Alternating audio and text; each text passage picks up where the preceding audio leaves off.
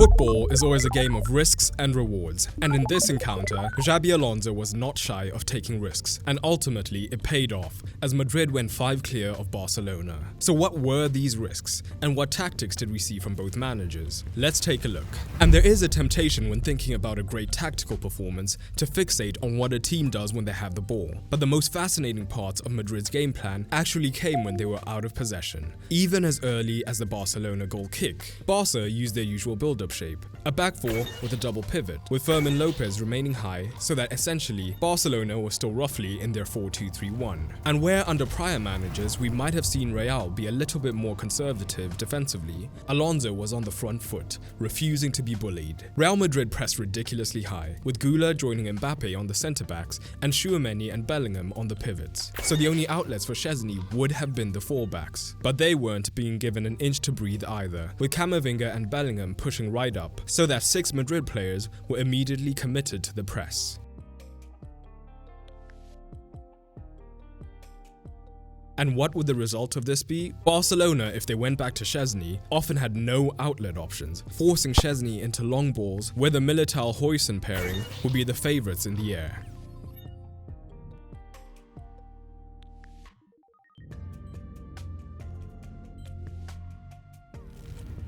But things could get even better for Madrid, because Barcelona are Barcelona, and at times they would be willing to take risks in the initial build-up, meaning that with this much pressure, one wrong pass could get Madrid into a great goal-scoring position very quickly. And we see that here, where as soon as the ball is live, Mbappe cuts off the pass infield, so that now the pass to Balde is the only free option. Bellingham and Tchouaméni cover both of the pivots, eliminating the central options, while Valverde is cutting out Rashford. So when Rashford does look to receive, he's forced backwards, allowing Real Madrid to win the ball and attack the box immediately. But when you commit this many players high up in the press, you yourself are taking massive risks, and in this rough 4-4-2, even if they hadn't been this aggressive, Madrid were already naturally 3 versus 2 down in the midfield, meaning with the high press, it was absolutely vital for the centre-backs, more often than not Huijsen, to push up on time to the free midfielder to prevent the line-breaking pass.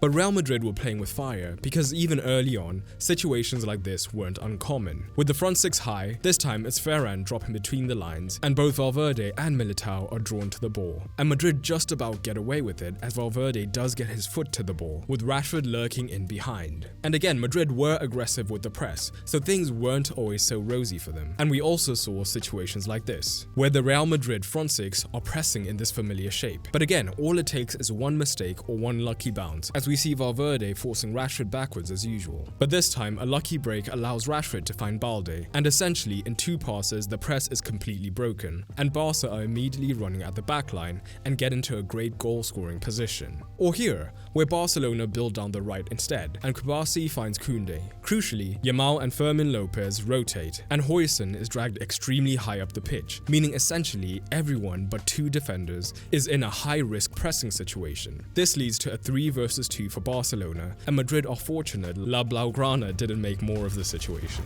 So essentially, the high press was a delicate equation. If they win the ball this high, it's almost certainly a high XG chance. But at the same time, if this initial layer of the press is broken, it's Barca who would be bearing down on goal. So how did things change when Barca were able to get a little higher up the pitch? In most encounters under Flick, we've seen Koundé generally be a little bit more ambitious in the attack, often looking to overlap late to support Yamal when he cuts in. But in this match, due to the ridiculous counter-attacking threat of Real Madrid, particularly down the left, Barcelona went with more of a 3 in the build, meaning that Balde and Yamal were tasked with holding the width, and overall it meant that Barcelona had a better rest defense shape.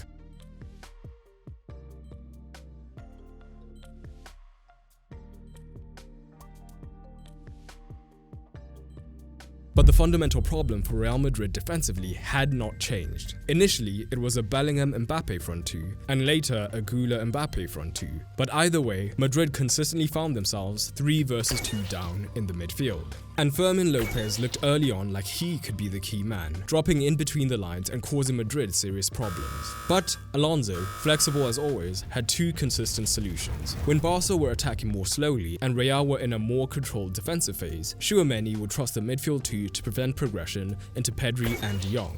so it would be his role to drop in and follow Fermin Lopez as Madrid shifted into a back five.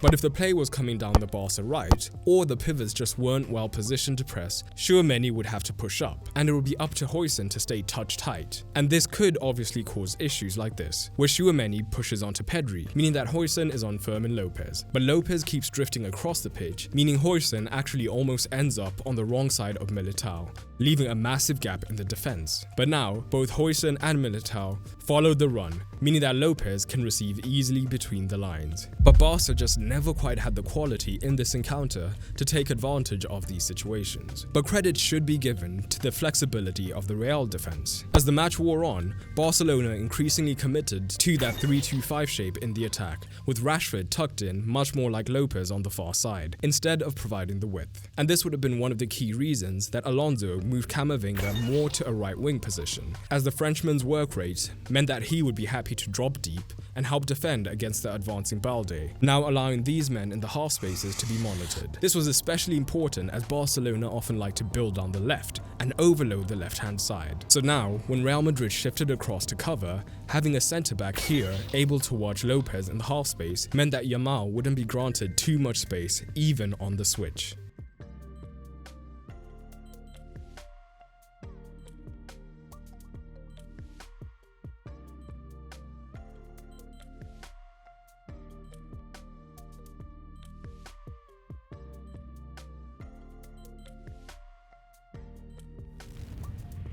At the same time, it also meant that Madrid now had a midfield three, so they were able to match Barcelona man-to-man on the occasions where Lopez was dropping into the midfield. And Real, as always, were happy to sit a little bit deeper like this because they knew they could be dangerous on the transition, particularly with these two breaking in behind Barcelona's especially high line. And Vinicius could make this particularly dangerous when he dropped initially to pick up the ball and drew Koundé higher up the pitch, as that would naturally grow the space in this area that Mbappe could target with the run in behind consistently.